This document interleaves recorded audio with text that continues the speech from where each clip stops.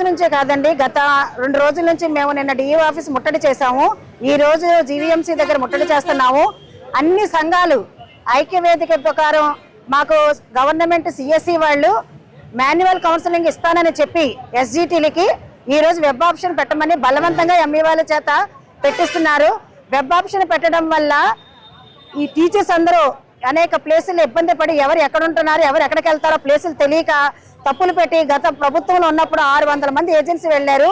ఆ బాధ రాకూడదని ప్రతిపక్షంలో ఉన్నప్పుడు నారా లోకేష్ గారు, అంటే ఇప్పుడు ప్రజెంట్ ఎడ్యుకేషన్ మినిస్టర్, నేను వచ్చిన తర్వాత ఈ సమస్య రాదు, ఏజెన్సీకి సమస్య రాదు, జీవో నెంబర్ 3 కొట్టేస్తానని చెప్పిన వ్యక్తి ఈరోజు ఈ వెబ్ ఆప్షన్ పెట్టడం వల్ల 400 మంది పైగా మేము ఏజెన్సీ వెళ్లాల్సిన పరిస్థితి వస్తుంది. అందుకే మేము వెబ్ ఆప్షన్ వద్దంటున్నాము.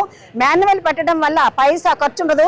ఒక మొండి వైఖరిని అవలంబించే అధికారులు ఈ రోజు పట్టుదలతో ఈ 2 రోజుల నుంచి మేము ఎండలో ఉంటున్నా కూడా వాళ్ళు ఏ విధమైన రెస్పాన్స్ లేకుండా బలవంతంగా ఉన్న టీచర్స్ బెదిరించి మరి వెబ్ ఆప్షన్ పెట్టిస్తున్నారు. ఈ విధానం కానీ మార్చుకోకపోతే రేపు సిఎస్సి ముట్టడి జరుగుతుంది. ఇక్కడతో ఈ ఒక్కరితో అయిపోలేదు. వాళ్ళకి ఇచ్చిన హామీలు ఏమీ నిలబెట్టుకోలేదు. మేము పిఆర్సీ అడగలేదు, డిఏ అడగలేదు, హెచ్ఆర్ఈ అడగలేదు, ఆర్థికమైన ఏ లావాదేవీలు అడగలేదు. అయినా కూడా వాళ్ళు మమ్మల్ని కోరండి టీచర్స్ని రెచ్చగొడితే ఏ విధంగా ఉంటుందో గత ప్రభుత్వం చూశారు. ఈ ప్రభుత్వం కదా టీచర్స్ అంటే కందిరేగ మీద రాయేస్తే ఎలా ఉంటుందో, తేనె తుట్టు మీద ఎలా రాయేస్తే కందిరేలాగల టీచర్స్ అందరూ ఉంటారో ఆ విధంగా మేము మీకు హెచ్చరిక చేస్తున్నాం ఈ విధానం అని మార్చుకోమని.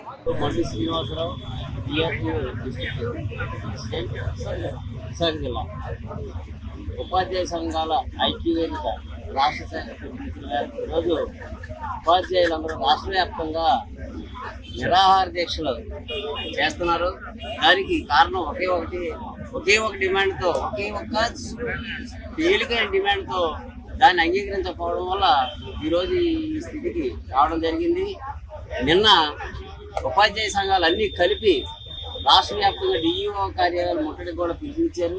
అయినా సరే ప్రభుత్వం ఎక్కడా కూడా స్పందించలేదు. ఇప్పుడు మా డిమాండ్ అంతా ఏంటంటే మాన్యువల్ ఎస్జిటి ఉపాధ్యాయులకి కౌన్సిలింగ్ మాన్యువల్గా నిర్వహించాలి అనే ఒక డిమాండ్తో మాత్రమే జరుగుతుంది.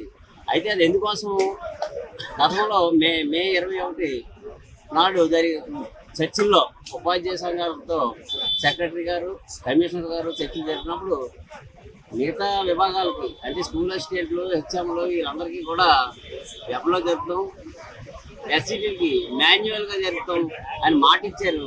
మాట ఇచ్చిన తర్వాత అదే దాన్ని ఆశించి ఉపాధ్యాయులు అందరినీ ఉన్నాం. అయితే సడన్గా నిన్న వెబ్ కౌన్సిలింగ్ ద్వారానే ఎస్టీటీకి నిర్వహిస్తామని మళ్ళీ ఇచ్చిన హామీని తొంగలో తొక్కి మళ్ళీ వెబ్ ఆప్షన్ ద్వారానే పెట్టుకోమన్నారు. అయితే వెబ్ ఆప్షన్తో ఏంటి నష్టం, మాన్యువల్ ఏంటి లాభం అంటే ఎస్టీటీ ఉపాధ్యాయులు 2500 నుంచి 3000 ఆప్షన్లు పెట్టుకోవాలని పరిస్థితి ఉంది.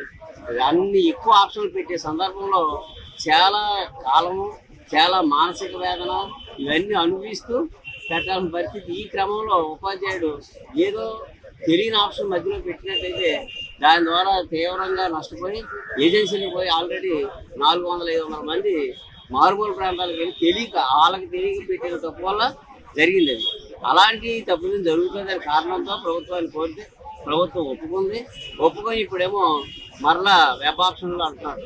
అయితే ఎందుకు అంటున్నారో తెలియదు. అధికారులు ఏమో ఇచ్చిన మాటలు మరి తప్పారు.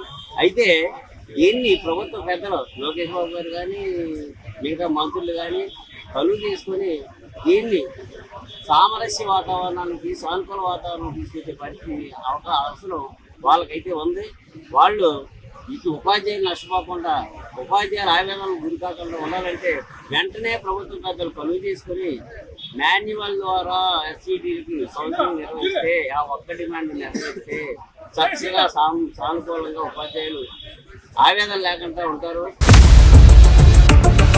ఇండియా పాకిస్తాన్ ఉద్రిక్తతలపై లేటెస్ట్ అప్డేట్స్ కోసం డౌన్లోడ్ చేసుకోండి RTV లైవ్ యాప్.